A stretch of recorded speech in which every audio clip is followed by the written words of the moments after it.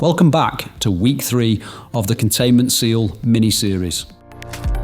This week we discuss the industry and users' perception of whether the Containment Seal is a true dual seal. The perception in the marketplace is that containment seals are dual seals, and they offer the same level of reliability and safety as a dual pressurised seal. This is simply not the case.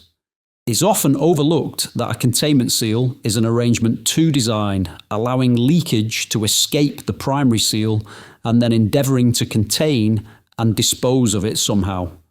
In contrast, an arrangement 3 design is preventing the process leakage from occurring in the first instance, providing total process fluid containment and maximum safety for process plants. There is a distinct difference, and this is often forgotten when reviewing drawings of dual seals and containment seals and not fully understanding them. If we look at field data, the display graph is of a modern-day refinery in Asia, where AESSEAL operates a full site-wide contract for mechanical seals.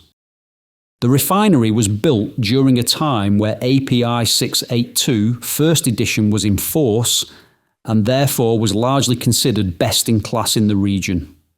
This is quite rare in today's market, as most refineries and petrochemical plants which now specify API were all built predating the release of API 682. In other words, all built prior to 1994. However, you can clearly see from the graph that containment seals on average are far less reliable across the plant than traditional dual pressurised seal plans, which include 53A, 53B and Plan 54. When we delve into the data even further, we have a sample size of 150 dual pressurised seals with 5 failures from January to December 2024, which is a 3% failure rate, and 55 containment seals installed with 4 failures, which is a 7% failure rate. This is with a plant which has installed Plan 72 in combination with 75 and 76. In other words, they have done everything correct to the recommendations of AESSEAL and spent considerable time and money in honing the operation of the containment seal. And they still don't offer the same reliability as a dual pressurised seal.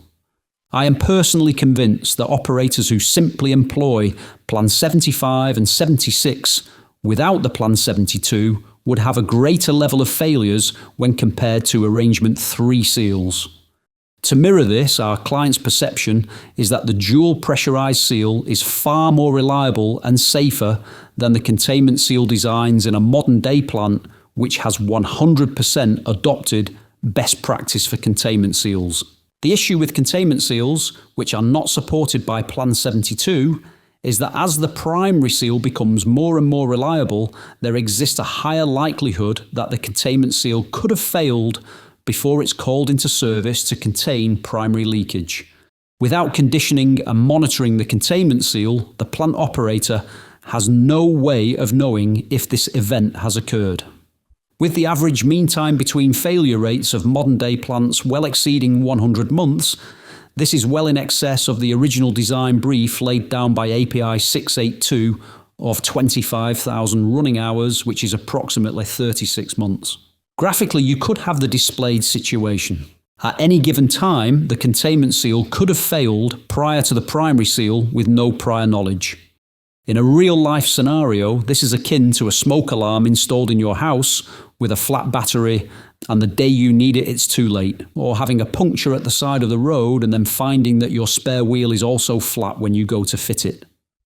We really need some way of investigating the yellow area to see if the seal is at risk of total failure or has indeed failed before it's called into action.